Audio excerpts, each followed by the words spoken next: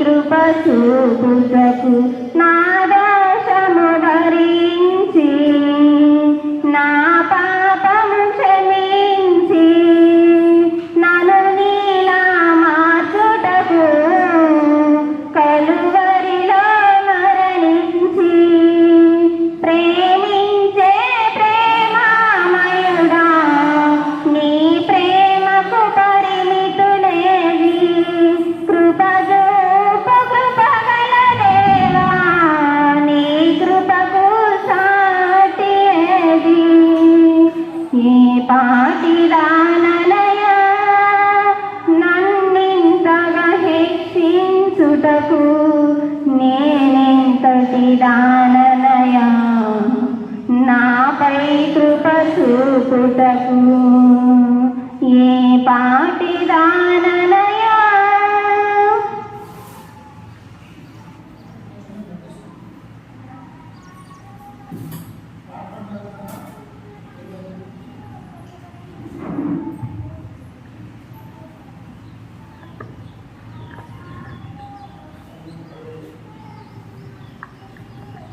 ప్రార్థన చేసుకుని తదుపరి దేవుని యొక్క వాక్యాన్ని మనం అందరం కూడా నేర్చుకుందాము.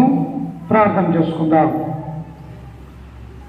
సకల ఆశీర్వాదకు కారణభూతుడైన మా ప్రియా పరలోకపు తండ్రి, నీ ఘనమైన అత్యున్నతమైన నామానికి వందనాలు, స్తుతి స్తోత్రములు తండ్రి.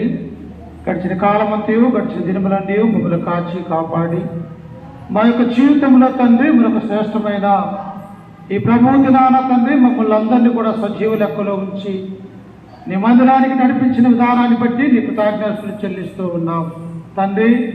ఎక్కడైతే ఇద్దరు ముగ్గురు కూడి నా నామమున ప్రార్థన చేస్తారో వారి మధ్య నేను ఉంటానని సెలవిచ్చిన దేవా, ఈ యొక్క ఆదివారమున తండ్రి మేమందరము కూడా తండ్రి నీ యొక్క సన్నిధానానికి వచ్చి ఆత్మతోనూ సత్యముతోనూ నిన్ను ఆరాధన చేస్తూ ఉంటుండగా మమ్మల్ని అందరినీ దీవించి ఆశీర్వదించి బలపరచండి తండ్రి. ఇదిగో ఎప్పటి వరకు తండ్రి ప్రార్థన పాటల ద్వారా నేను మహింపరుచుకుని ఉన్నాం. పరిశుద్ధ గ్రంథంలో నుంచి తండ్రి నీ మాటలు తండ్రి మేము నేర్చుకునబోతూ ఉంటుండగా వినగలిగే మనస్సును హృదయాన్ని అనుగ్రహించండి తండ్రి. సైతాన్ సోదరులు మీరు దూరపరచండి, లయపరచండి. నీ కృప నీ ప్రేమ మా మీద ఉంచి మాకు సహాయం చేయగలరని క్రీస్తు యేసు నామమున ప్రార్థించి అడిగి వేడుకుంటున్నాము తండ్రి. ఆమేన్. క్రీస్తునందు ప్రేమైనటువంటి ఈ ప్రభు దినాన కూడి వచ్చిన సకల పరిశుద్ధులకును యవనస్తులకు పెద్దలకు మన రక్షకుడు ప్రభు అయినటువంటి యేసుక్రీస్తు నామాన్ని మీ అందరికీ వందనాలు తెలియజేస్తూ ఉన్నాను. మనమందరము కూడా ఇప్పటి వరకు పాటలు ప్రార్థన ద్వారా దేవుని మహింపరచుకుని ఉన్నాము. గతించిన ప్రభు దినాన మనము పరిశుద్ధ గ్రంథంలో నుంచి ఎవరి గురించి మనం నేర్చుకున్నాము? ఎవరి గురించి? లూదియా అనేటువంటి స్త్రీ గురించి మనం నేర్చుకున్నాము. అలాగే నేటి దినాన దేవుడు మనల్ని అందరినీ కూడా కాచి కాపాడి ఆయన శ్రేష్టమైన రెక్కల కింద మనల్ని భద్రపరిచి మనమందరము కూడా దేవుని యొక్క సన్నిధానం చేరినామంటే దేవునికి మనం ఎల్లప్పుడూ కూడా కృతజ్ఞతలు చెల్లించాలి ప్రియుల. ఎందుకంటే నేడున్నటువంటి మనుషులు, ఇంతకు ముందు ఉన్నటువంటి మనుషులు నేడు లేకుండా మనం చూడగలం. ఏ క్షణము ఏ దినము ఎలా జరుగుతుందో ఈ లోకంలో తెలియనటువంటి స్థితిలో మానవులు ఉన్నారన్నటువంటి విషయాన్ని మనం అందరము కూడా గమనించాలి ప్రియుల. అలాగనే ఈ యొక్క ప్రభు దినాలు కూడా పరిశుద్ధ గ్రంథంలో నుంచి అనేక మంది గొప్ప గొప్ప భక్తులు ఉన్నారు ప్రియులారా. ఎందుకు వారి గురించి దేవుడు తన యొక్క గ్రంథంలో మనకు అందించాడంటే వారిని గురించి మనం అందరం కూడా నేర్చుకోవాలని, వారు ఎలాగైతే యొక్క లోకంలో జీవించినప్పుడు ఎంత భక్తిపరులుగా ఉన్నారో లేకపోతే ఎంత భక్తిహీనతగా ఉన్నారో మనందరికీ కూడా బుద్ధి కలగటానికి యొక్క గ్రంథంలోని మాటలు దేవుడు రాయించాడు. అందుకనే చూడండి, నేటి పరిశుద్ధమైనటువంటి యొక్క ఆదివారమున ఒక గొప్ప శతాధిపతి గురించి, ఒక గొప్ప అల్లుడు గురించి క్రొత్త నిబంధన చట్టంలోనే మొట్టమొదటిగా అన్యుడు మారు మనసు పొంది యూదులు ఎలాగైతే పరిశుద్ధాత్మ యొక్క బాప్తిసం పొందుకున్నారో అలాగనే పరిశుద్ధత ఆత్మ ఆ యొక్క కుటుంబం మీదకి దిగినట్టుగా అట్టి వ్యక్తి గురించి అట్టి కుటుంబాన్ని గురించి మనం ఆలోచించబోతూ ఉన్నాం. ఎవరు ఆ యొక్క వ్యక్తి అంటే ప్రియులారా, అపోస్తుల కార్యములో 10వ అధ్యాయంలో ఉన్నటువంటి మనిషి. ఎక్కడ? అపోస్తుల కార్యములు 10వ అధ్యాయంలో ఉన్నటువంటి ఒక కుటుంబాన్ని మనం చూడబోతూ ఉన్నాం. ఎవరున్నారు? అపోస్తుల కార్యగ్రంథము 1వ అధ్యాయం నుంచి 28 అధ్యాయాల వరకు మారు మనస్సులతో నిండినటువంటి గ్రంథం ప్రియులారా. అనేక మంది తమ పాపాలు ఒప్పుకోవటము, అయ్యా ఈ లోకంలో నాకు నెమ్మది లేదయ్యా, ఈ లోకంలో నాకు లక్ష్యం లేదని క్రీస్తు వైపు తిరిగినటువంటి వారుగా అపోస్తుల కార్యంలో అనేక మంది దేవుని యందు భయభక్తులు కలిగినటువంటి వారిని మనం చూడగలం. అందుకే వారిలో ఉన్నటువంటి వ్యక్తి చూడండి, అపోస్తుల కార్యములు 10వ అధ్యాయము 1వ వచనాన్ని మనం చదువుకుందాం ప్రియులారా. చూడండి, ఇటలీ పటాలమడిబడిన పటాలములో శతాధిపతి అయిన కొర్నేలి అను భక్తిపరుడొకడు కైసరేలో కొట్టెను. చూశారా ప్రియులారా, ఎక్కడ ఉన్నదంట ఈ యొక్క ప్రాంతము? ఇటలీ అనే దేశంలో ఉన్నటువంటి ఒక వ్యక్తి గురించి దేవుడు తన పరిశుద్ధాత్మ ద్వారా మనకు తెలియపరుస్తూ ఉన్నారు. ఇటలీ అనగా ఎవరు? నేటికి కూడా ఇటలీ అనేటువంటి దేశం ఉన్నది. సోనియా గాంధీ వచ్చేసి ఇటలీ దేశానికి చెందినటువంటి తెల్లదొరామ. ఆ ప్రాంతమైనటువంటి ఒక మనిషిని గురించి దేవుడు తన గ్రంథంలో మనకు లిఖించి ఉన్నాడు ప్రియులారా. అందుకనే ఎవరైనంటే శతాధిపతి అయిన కొర్నేలి అనగా తెల్లదొర ప్రియులారా. ఈ భూలోకంలో 3 రకాలైనటువంటి మనుషులు మనం చూడగలం. ఒకటి తెల్లదొరల్ని, రెండవది వెస్ట్ ఇండీస్ ఆ ప్రాంతంలో ఉన్నటువంటి నల్ల జాతీయులని, అలాగనే మూడవ వాళ్ళు ఎవరంటే అటు ఇటుగా అయినటువంటి భారతదేశంలో ఆసియా ఈ యొక్క ఖండంలో ఉన్నటువంటి మనము అటు ఇటుగా అయినటువంటి వారు. అలాగనే యొక్క తెల్లదొర ఎక్కడ నివసిస్తూ ఉన్నాడు? ఇటలీ అనేటువంటి పటాలములో శతాధిపతి అయిన కొర్నేలి అనేటువంటి ఒక మనిషిని ఉన్నాడు. ఆయనకు చేసే ఉద్యోగం ఎలాంటిదంట? శతాధిపతి అంటే 100 మంది పోలీసుల మీద పెద్దగా ఉన్నటువంటి వాడు ప్రియులారా. ఆయన కింద ఎంతమంది ఉన్నారట? 100 మంది పోలీసులు ఆయన కింద పనిచేస్తూ ఉంటారు. వారందరి మీద పెద్దగా ఉన్నట్టుగా మనం చూడగలుగుతూ ఉంటాం. అయితే ఇట్టి అధికారైనటువంటి శతాధిపతి, ఇట్టి సైనికుల మీద ఉద్యోగంలో ఉన్నటువంటి ఒక గొప్ప ఉద్యోగంలో ఉన్నటువంటి ఈ యొక్క కొన్నేళ్ళ గురించి దేవుడు ఎందుకు రాయించాడన్నటువంటి విషయాన్ని మనం ఆలోచన చేస్తూ ఉంటాం. అందుకనే 2వ వచనంలో చూడండి, అతడు ఎలాంటి వాడంట? అతడు తన ఇంటి వారందరితో కూడా దేవుని యందు భయభక్తులు గలవాడై ఉండి ప్రజలకు బహు ధర్మము చేయొచ్చు, ఎల్లప్పుడూ దేవునికి ప్రార్థన. అసలు ఎలా కుదురుతుందమ్మా?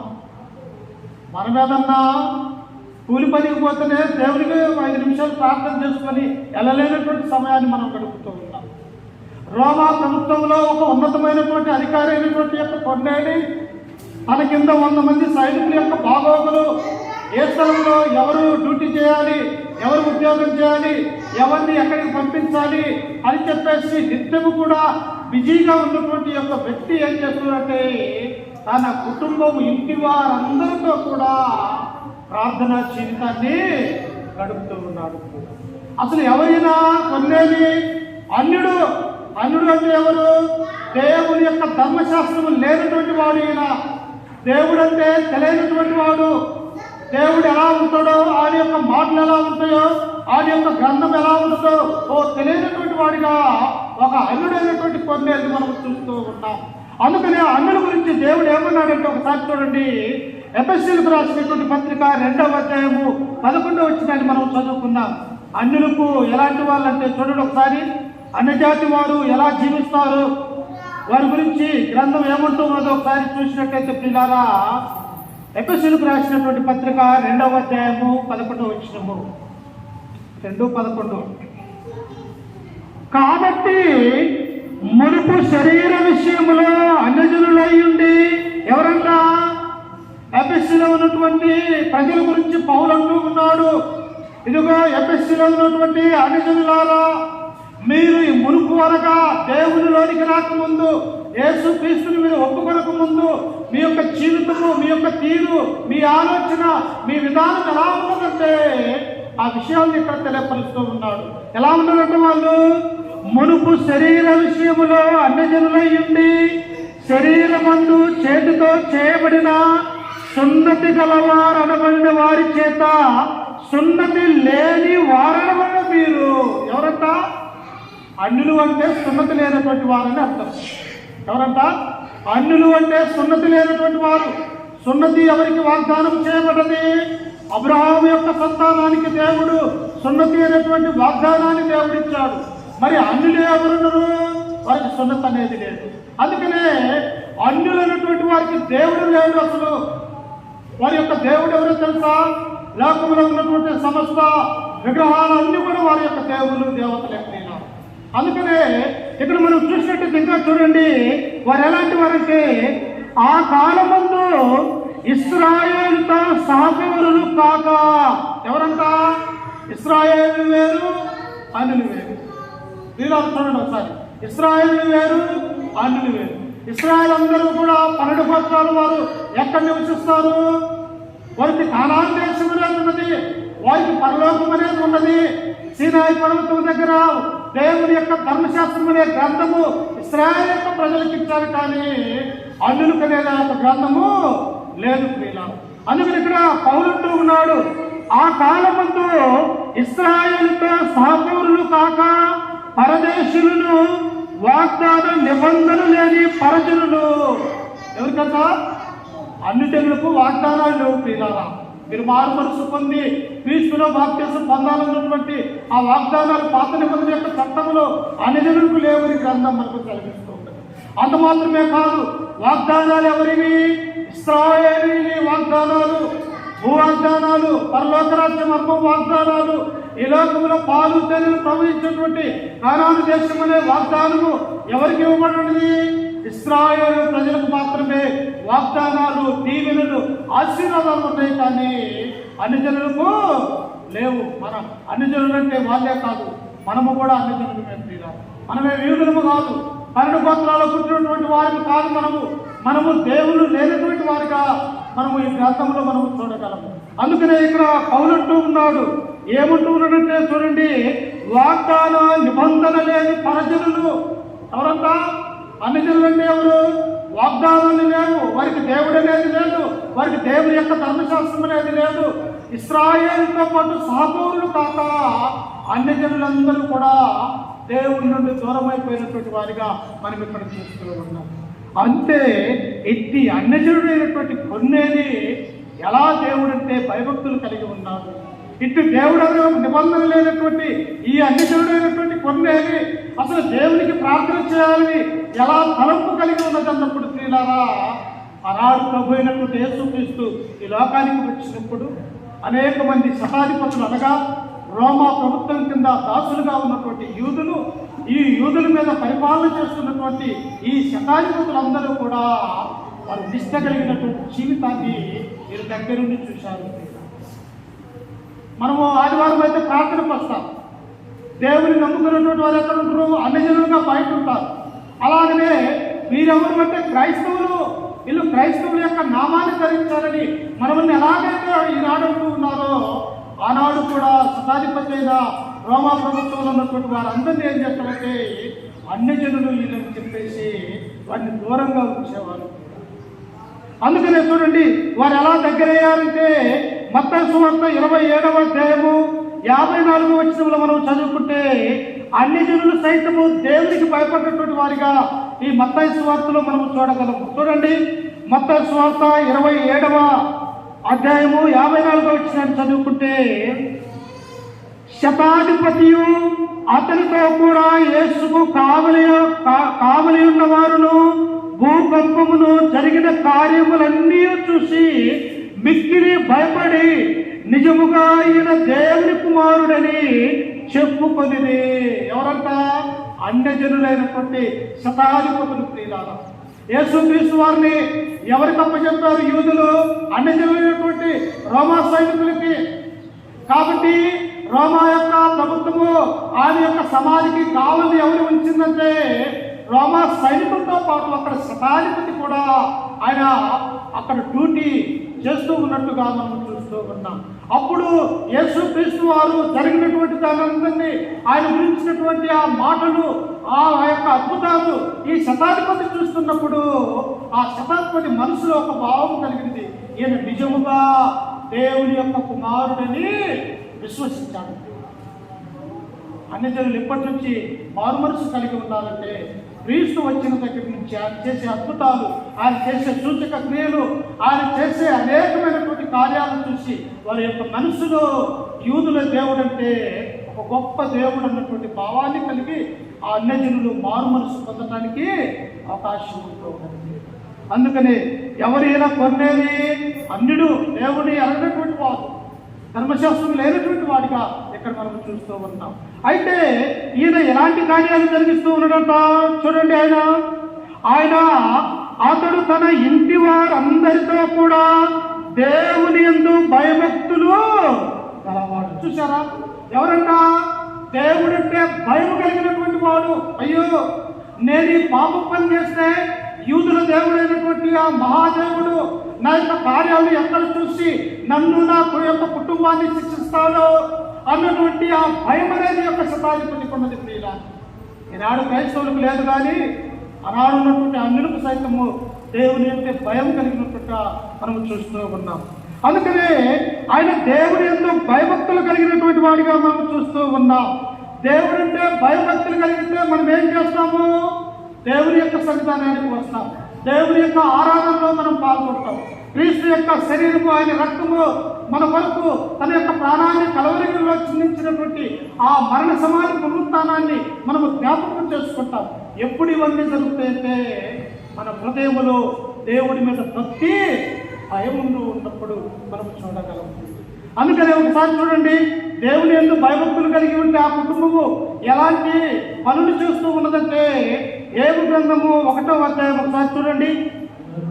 ఏబు గ్రంథము 1వ అధ్యాయము 1 నుంచి 4 వచనాలు చదువుకుందాం ఒకసారి. దేవుని అంటే భయం కలిగినటువంటి కుటుంబము ఎలా ఉంటుందో చూడండి ఒకసారి. ఊజు దేశమునందు యోబు అనే ఒక మనుష్యుడు, ఇతను కూడా అన్యుడే ప్రియులారా, ఇతనికి కూడా దేవుడు అంటే తెలియదు. ఊజు అనేటువంటి దేశం అసలు ఇశ్రాయేలు యొక్క దేశంలోనే సరిహద్దులో లేనటువంటి దేశం ఇది. ఈ యొక్క అన్యుడైనటువంటి యోబు కూడా ఆనాడు ఉన్నటువంటి అబ్రహాం యొక్క నీతిని బట్టి, ఇస్సాకు యొక్క నీతిని బట్టి పరలోకమందు ఉన్నటువంటి ఆ మహాదేవుడు గొప్పవాడని తన యొక్క మనస్సు మార్చుకొని ఇతను ఎలా ఉన్నాడంటే దేవుడంటే భయభక్తులు కలిగి జీవిస్తూ ఉన్నాడు. అందుకని మనము దేవుడంటే భయభక్తి కలిగినటువంటి ఏ మనుషులు ఏ దేశంలో ఉన్నా, ఏ ప్రపంచంలో ఎక్కడ ఉన్నా కానీ దేవుడు తన కన్నులారా మనల్ని చూస్తూ ఉన్నాడు. ఇక్కడ కూడా అన్యుడైనటువంటి ఎలాంటి వాడంటే చూడండి, యోబు అనే ఒక మనుషుడును, అతడు యథార్థవంతుడును న్యాయవంతుడునై దేవుని యందు భయభక్తులు కలిగి చెడుతనమును. నీ హృదయములో దేవుడంటే భయము భక్తి ఉంటే చెడుతనాన్ని విసర్జించాలి. నాకు భక్తి ఉన్నది, నాకు దేవుడంటే భయం ఉన్నదంటే నీ హృదయంలో ఉన్నటువంటి చెడ్డ తలంపులను తీసివేయాలి. అందుకనే కొర్నేలు యొక్క జీవితంలో మనం చూస్తూ ఉన్నప్పుడు పాపం అనే లోకంలో జీవిస్తూ ఉన్నాడు. అట్టి జీవితం జీవిస్తున్నటువంటి యొక్క కొర్నేలి దేవుని యందు భయము భక్తి కలిగి చెడుతనాన్ని విసర్జించేవాడిగా ఉంటూ ఉన్నాడు. అందుకే కింద వచనంలో చూస్తే చూడండి, అయ్యేకు అతనికి 7 కుమారులను 3 కుమార్తెలను కలిగింది. అంటే గొప్ప సంతానం. ఆ ఇల్లంతా కూడా కలకలలాడిపోతూ ఉన్నది.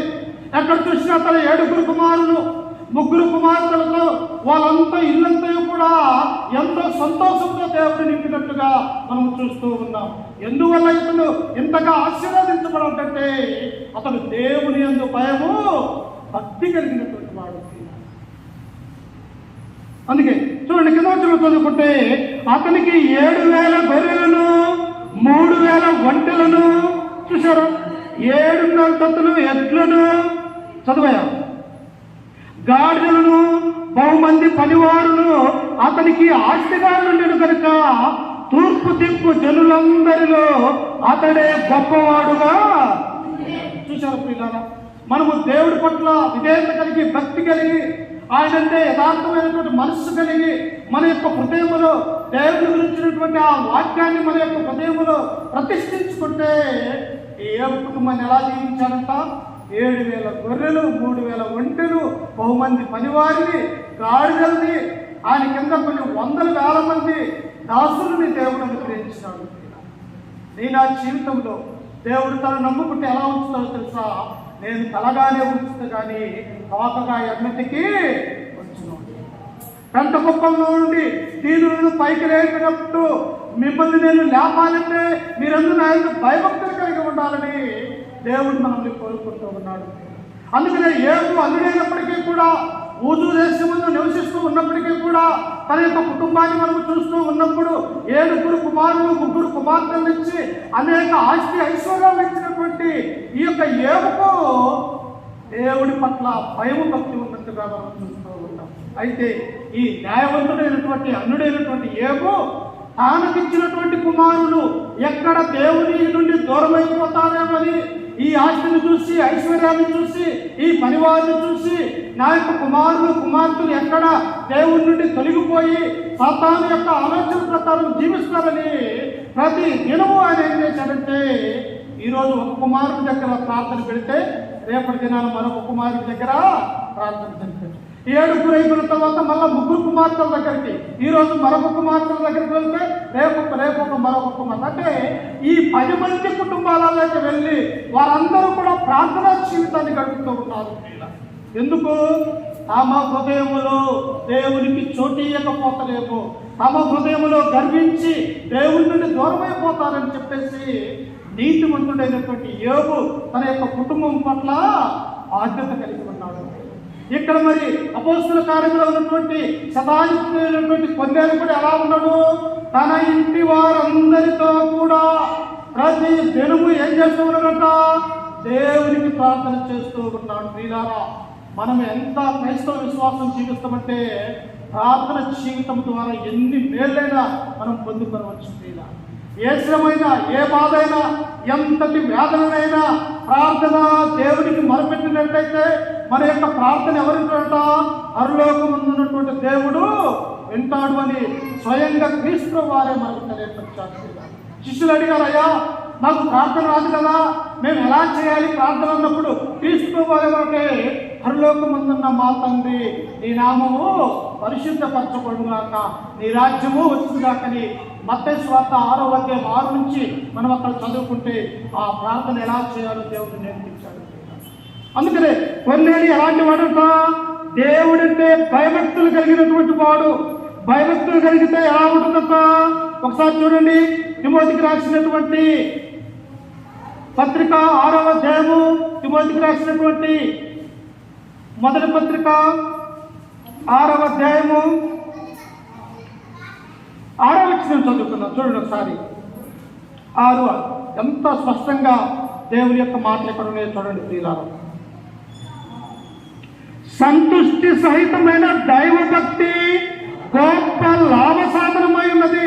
నీ వ్యాపారంలో రాని ధనము, నీ యొక్క పనిలో రానిటువంటి ఐశ్వర్యము, నీవు చేసే ఉద్యోగంలో రానటువంటి ఆ ధనం ఎక్కడ వస్తుందట?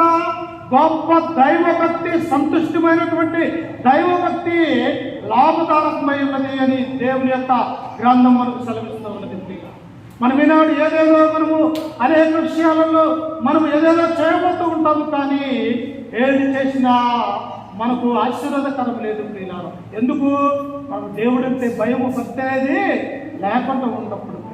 అందుకని ఇక్కడ అపోస్తలుడైనటువంటి పౌలు తిమోతితో అంటూ ఉన్నాడు, ఏమంటూ ఉన్నాడు? సంతుష్టి సహితమైన దైవభక్తి గొప్ప లాభ సాధనమై ఉన్నది. మనం ఈ లోకంలోనికి ఏమీ తేలేదు, దీనిలో నుండి ఏమీ తీసుకొని పోలేము కనుక కాగా అన్న వస్త్రములు గలవారమై ఉండి వాటితో తృప్తి పొంది. మా వచ్చేటప్పుడు తల్లి గర్భం నుంచి మనం ఏమన్నా ఈ బట్టలు, ఐశ్వర్యము, లేకపోతే ఈ యొక్క బిల్డింగులు, ఈ యొక్క పొలాలు ఏమన్నా తీసుకుని వచ్చామా? ఏమి తీసుకుని రాలేదు. తల్లి గర్భంలో నుండి మానవుడు ఏమి లేకుండా ఎలాగైతే వస్తూ ఉన్నాడు, తిరిగి వెళ్ళేటప్పుడు కూడా ఏమైనా తీసుకుని వెళ్తాడా? ఏమీ కూడా తీసుకుని పోడు. అయితే దేవుడు ఇక్కడ అంటూ ఉన్నాడు, కాగా అన్న వస్త్రముల గర్వాలమై ఉండి మనము జాగ్రత్త కలిగి దేవునిలో ఉండాలి. మనమందరము కూడా మనకిచ్చినటువంటి దేవునిలో మనమందరం కూడా జాగ్రత్త కలిగి ఉండాలని దేవుడు కోరుకుంటూ ఉన్నాడు. అందుకనే దేవుని యందు భయభక్తులు కలిగి ఉండుట సంతుష్టి సహితమైన భక్తి గొప్ప లాభసాధకమైనది.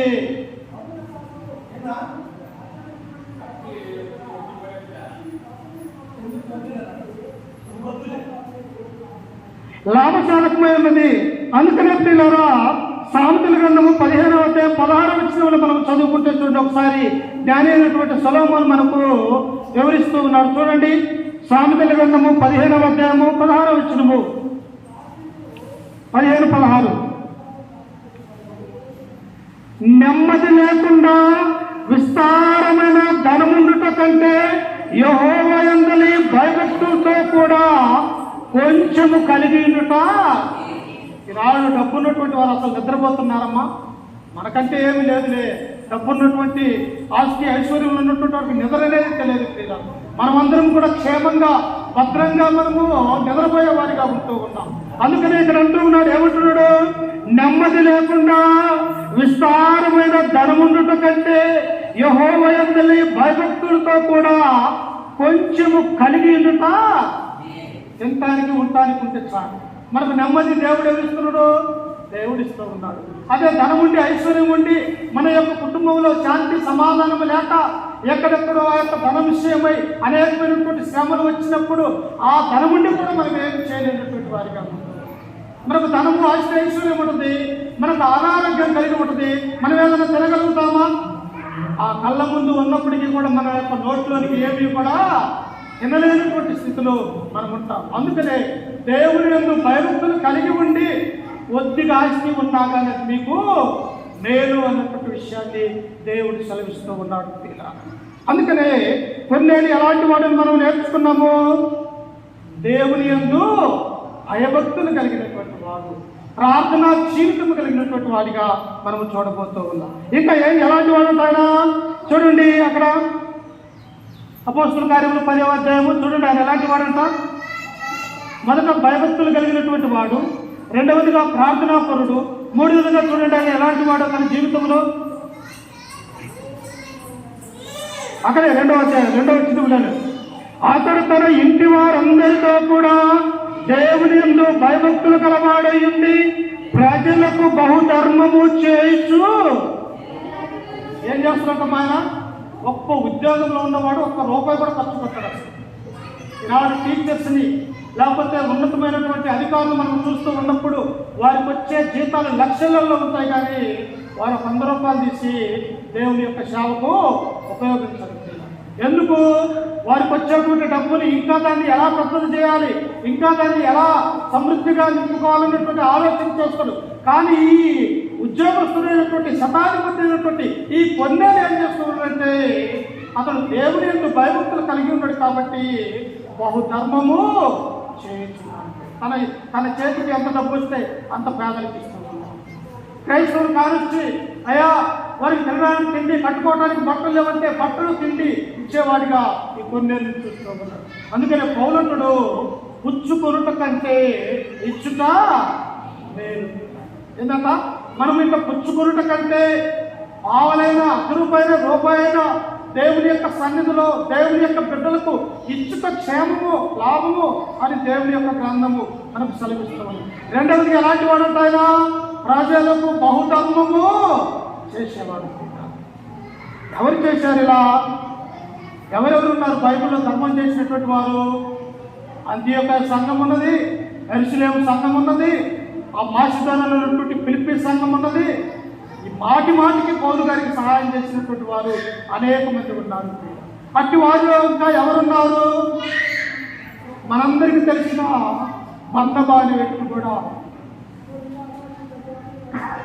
దేవుడంటే భయము భక్తి కలిగి బహుధర్మం చేసేవాడిగా ఆయన ఉంటూ ఉన్నారు.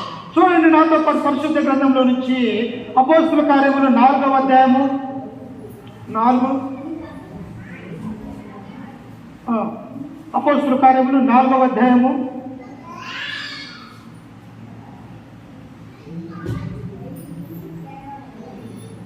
36వ వచనం చదువుకుందాం. 4:36. కుప్పలలో పుట్టిన లేవీయుడము యోసేపు అనకు ఒకడుండెను.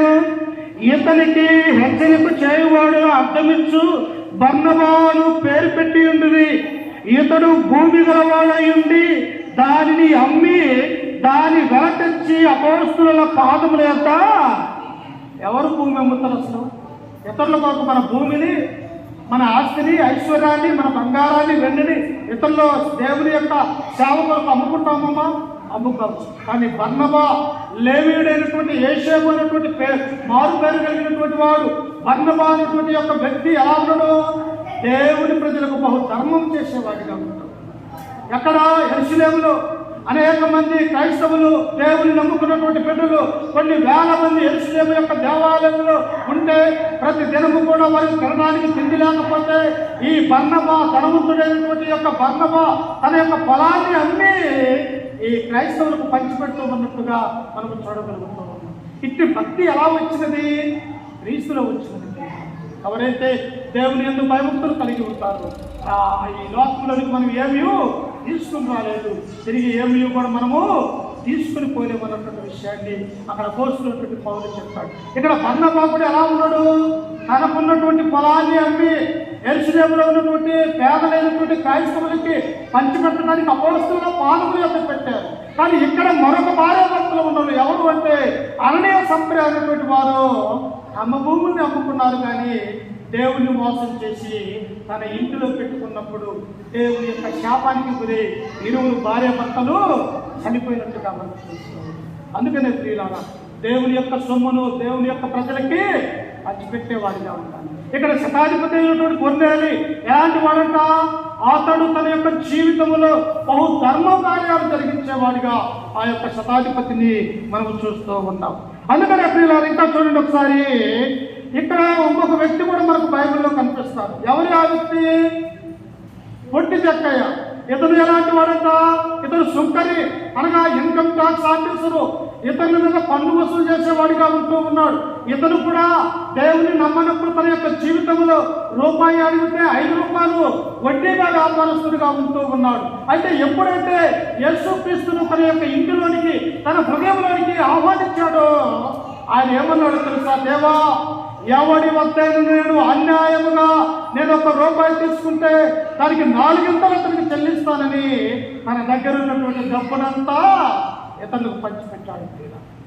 ఎలా వస్తుంది? బహు ధర్మం చేయాలన్న ఆలోచన, దేవుడి పట్ల ప్రేమ ఉన్నప్పుడు, దేవుడంటే విశ్వాసం ఉన్నప్పుడు, దేవుని క్రియలు చేయాలి నేర్పడని అన్నప్పుడు మనకి హృదయంలో ఆ తలంపు పడుతుంది. ప్రియులారా, ఇంకా చూస్తే చూడండి, ఎఫెసీయులకు రాసినటువంటి పత్రిక 4వ అధ్యాయము 28వ వచనాన్ని మనం చదువుకుంటే అపోస్తలుడైనటువంటి పౌలు అక్కడ మనకు సెలవిస్తూ ఉన్నాడు. చూడండి, ఎఫెసీయులకు రాసినటువంటి పత్రిక 4వ అధ్యాయము 28. దొంగిలవాడు ఇక మీదట దొంగిలత ఎవరంట? దేవుని యొక్క సొమ్మును దొంగతనంగా తినేవాడు. ప్రియులారా, ఇక మీదట దొంగత అక్కరగల వారికి పంచిపెట్టుటకు వీలు కలుగు నిమిత్తము తన చేతులతో మంచి పని చేయొచ్చు కష్టపడవలను. క్రైస్తవులు ఏం చేయాలో తెలుసా? వరకు కూర్చొని తినకూడదు. ప్రియులారా, క్రైస్తవులు అన్నటువంటి వారు కష్టపడి పని చేయాలి. ఒకవేళ నువ్వు పని చేయకపోతే, సోమరిగా యొక్క లోకంలో ఉంటే నీ కుటుంబాన్ని కూడా సోమరితనంలోనికి, ఆహారం లేకుండా పోవడానికి నెట్టేవారిగా మనం ఉంటాం. అందుకనే పౌలు ఇక్కడ అంటూ ఉన్నాడు, ఏమంటూ ఉన్నాడంటే అక్కరగల వారికి పంచిపెట్టుటకు వీలు కలుగు నిమిత్తము తన చేతులతో మంచి పని చేయొచ్చు కష్టపడవలను. అపోస్తలుడైనటువంటి పౌలు అంటాడు, ఈ నా చేతులు ఒకసారి చూడండి, పగలంతా కూడా నేను డేరాలు కొడతా, సూది దారంతో కుట్టి నా 2 చేతులు కూడా కాయలు కట్టిపోయినాయి. రాత్రికాల సమయం అంతా కూడా ఆయా సంఘాలకు వెళ్ళి దేవుని యొక్క స్వార్థను ప్రకటించి అనేకులు క్రీస్తులోనికి నడిపిస్తాను. అందుకనే పౌలు అంటూ ఉన్నాడు, నేను ఎవరి సొమ్మును కూడా నేను ఆశించలేదు నేటి వరకు అని అపోస్తలుడైన పౌలు అంటూ ఉన్నాడు. అందుకనే క్రైస్తవులైనటువంటి వారి ప్రతి ఒక్కరూ కూడా తమ యొక్క జీవితంలో కష్టపడి పనిచేయాలి అని దేవుని యొక్క గ్రంథం సెలవిస్తుంది.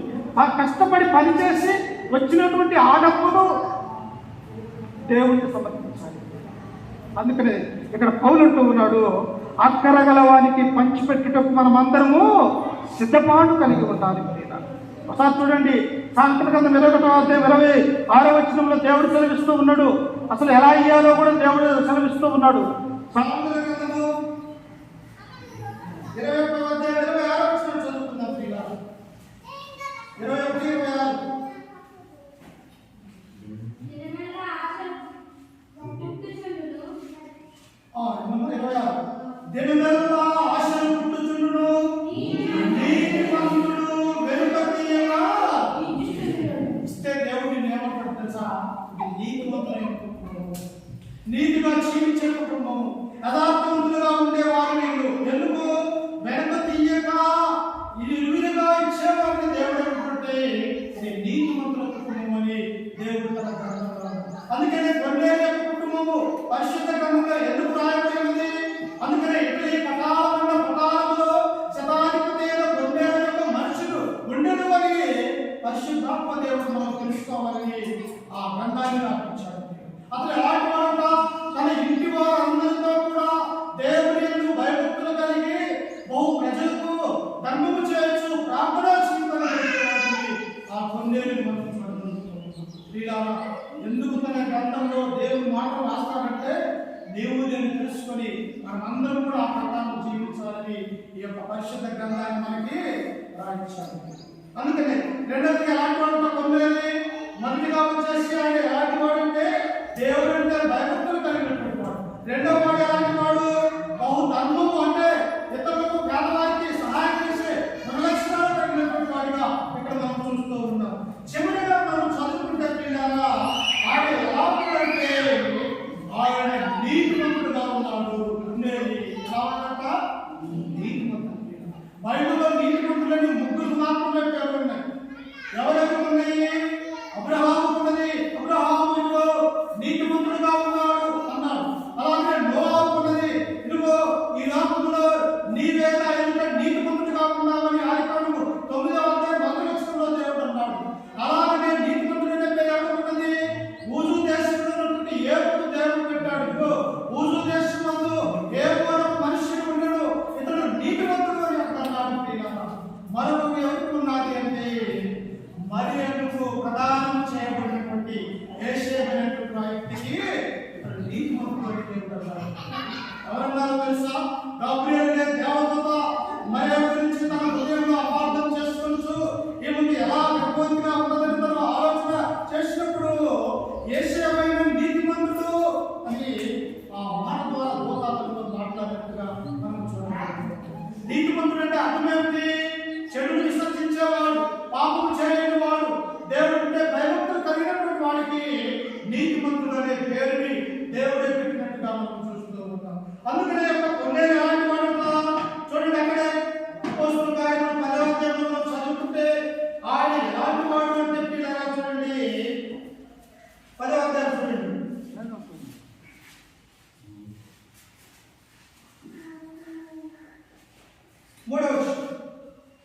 పగలు ఇంచుమించు 3 గంటల వేళ దేవుని దూత అతని యొద్దకు వచ్చి కొన్నేలి అని పిలుచుతాను దర్శనమందు తేటగా అతనికి ఎవరికి దర్శనం కనిపిస్తుందమ్మా? పాపంగా దేవుడికి భయభక్తులు కలిగినటువంటి వారికి, అసలు ప్రార్థన చేయనటువంటి వారికి దర్శనాలు వస్తాయా?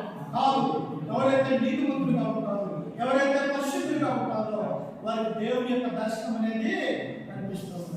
ఇక్కడ కొన్నేళ్ళకి పగలు 3 గంటల వేళ ప్రార్థనా జీవితాన్ని గడుపుతూ ఉన్నప్పుడు పరలోకం నుండి ఒక దేవదూతను దేవుడు కొన్నేళ్ళ దగ్గరికి పంపించి ఇదిగో కొన్నేలి అని పిలిచేసరికి దిగ్గులు లేచి చెప్పు నా ప్రభువా అని చెప్పేసి ఆ దేవదూత అంటున్నాడు. అప్పుడు ఆ దేవదూత అంటున్నది చూడండి, ఆయన అతను దూత వైపు తేరి చూసి భయపడి ప్రభువా ఏమని అడిగాను.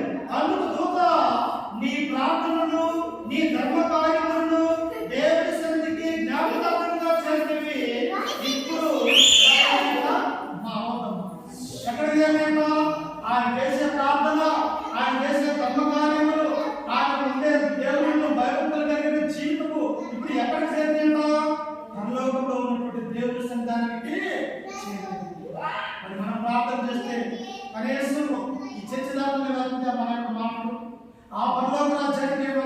మన యొక్క జీవితము మనము నీతిమంతులుగా ప్రార్థన చేస్తే మన యొక్క ప్రార్థన కూడా ఎక్కడికి వెళ్తుంది తెలుసా?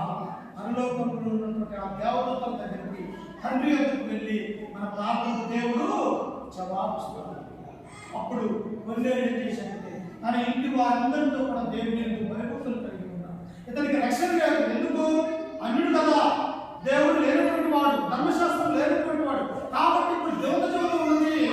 ఎప్పుడో ఒక వ్యక్తి చర్మకారుని నిండా సీమోను వ్యక్తి దిగి ఉన్నాడు. అతన్ని నీ దగ్గర ఉన్నటువంటి మనిషిని అక్కడికి పంపించి అతను ఏ మాట అయితే నీకు బోధిస్తాడో ఆ మాట ప్రకారం నువ్వు బాప్తిసం పొందుకోమని దూత చెప్పినప్పుడు ఈ కొన్నేది ముగ్గురు మనుషుల్ని ఆ ఎప్పేలో చర్మకారుని ఇంటి దిగినటువంటి సీమోను దగ్గరికి తీసుకెళ్ళారు. ఆ సీమోను ఎవరు? యేసుక్రీస్తుతో 33 సంవత్సరాలు సహవాసం కలిగినటువంటి వాడు, పేతురు ఉన్నటువంటి వ్యక్తి. అప్పుడు ఆ పేతురు నేరుగా ఈ యొక్క కొన్నేరు ఇంటి దగ్గరికి వచ్చింది. వాస్తవంలో కొన్నేరు ఎలాంటి వాడిని చెప్తున్నాం? 100 మంది సైనికుల మీద స్థాయిపతి, గొప్ప ఉద్యోగంలో ఉన్నాడు, గొప్ప ధనవంతుడిగా ఉన్నాడు, అతను అధికారిగా ఉన్నాడు. ఇటు వాడు ఏం చేశాడు చూడండి. చూడగా అదే 10వ అధ్యాయం 23వ వచనం చదువుతున్నాం. చూడండి ఒకసారి ఏం చేశాడు. 23 మరునాడు అతను లేచి వారితో కూడా బయలుదేరను. యొప్పే వారైన కొందరు సహోదరులు వారితో కూడా వెళ్ళింది. మరునాడు వారు కైసరలో ప్రవేశించింది. అప్పుడు కొన్నేలి తన బంధువులకు ముఖ్య స్నేహితులను పిలిపించి వారి కొరకు కనిపెట్టుకొని, మన ఇంట్లో ప్రార్థన ఆపడం చెప్తే అసలు పక్కవారిని పిలవకుండా, కానీ యొప్పేలో ఉన్నటువంటి పేతురుని తన ఇంటికి తీసుకుని వస్తూ ఉన్నప్పుడు ఇతడు సిద్ధపాటు కలిగి ఉన్నాడు. తన బంధువుల్ని, తన రక్త సంబంధికుల్ని, తన స్నేహితుల్ని, తన ఇంటి వారిని, పక్కింటి వారిని అందరూ కూడా తీసుకుని వచ్చి ఎక్కడ కూర్చోబెట్టాడంటే తన ఇంటిలో కూర్చోబెట్టాడు. ఎందుకో తెలుసా? దేవుని యొక్క వాక్యం ఉంటాయి, దేవుని యొక్క రక్షణ ప్రణాళికని తెలుసుకోవడానికి. అది చూడండి, ఎన్నో వచనంలో ఉన్నప్పుడు ఏమంటే పేతురు లోపలికి రాగా కొన్నేలి అతన్ని ఎదుర్కొని అతని పాదముల మీద పడి, ఎలాంటి వాడు? చదువు సందేహమైనటువంటి వాడు పేతురు. ఎక్కడో సముద్రంలో జాలంలో చేపలు పట్టుకునే ఒక విపరీతమైనటువంటి చేపలు పట్టే వారి దగ్గర అసలు నిలవలేనటువంటి చేపలు అమ్మేవారి దగ్గర కానీ, అలాంటి జాలమైనటువంటి యొక్క పేతురు, చదువులైనటువంటి యొక్క పేతురు, ఉన్నతమైనటువంటి చదువు చదివి గొప్ప ఉద్యోగంలో ఉండి 100 మీద సైనికుల మీద పెద్దగా ఉన్నటువంటి యొక్క కొన్నేలి ఎవరి పాదం మీద పడడమ్మా? చదువు లేనటువంటి ఒక పేతురు పాదముల మీద పడ్డాడు. మనమైతే పడతామా?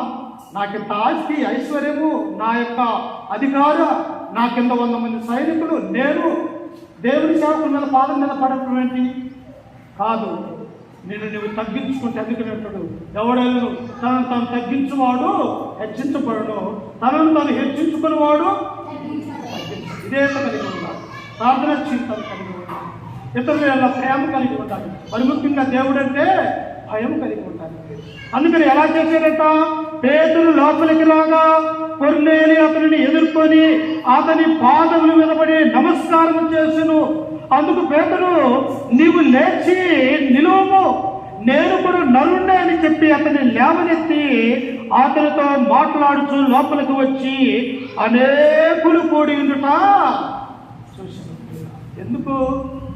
మరణములో నుండి ఒక వ్యక్తిని నువ్వు ప్రార్థన పిలుస్తూ ఉన్నా అంటే తన పాప జీవితంలో నుండి క్రీస్తులోనికి నడిపిస్తూ ఉన్నాం. అందుకని దేవుడు అంటాడు, మార్కు సువార్త 16 అంటాడు, మీరు సర్వలోకములకు వెళ్ళి సర్వ సృష్టికి సువార్తను ప్రకటన చేయండి.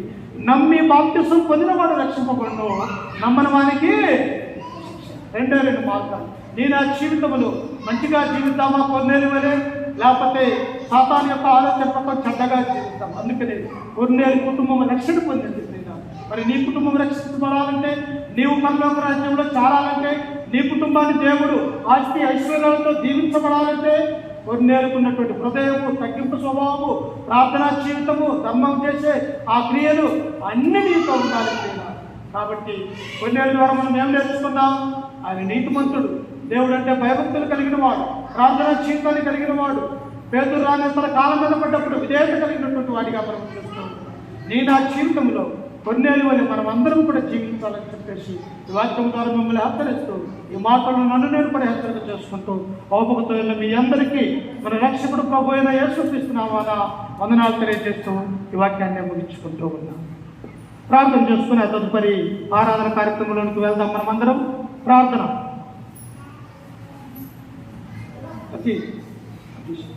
ప్రార్థన. సకల ఆశీర్వాదకు కారణభూతుడైన మా ప్రియ పరలోకపు తండ్రి, నీ ఘనమైన అత్యున్నతమైన నామానికి వందనాలు, స్తుతి స్తోత్రములు తండ్రి. గడిచిన కాలం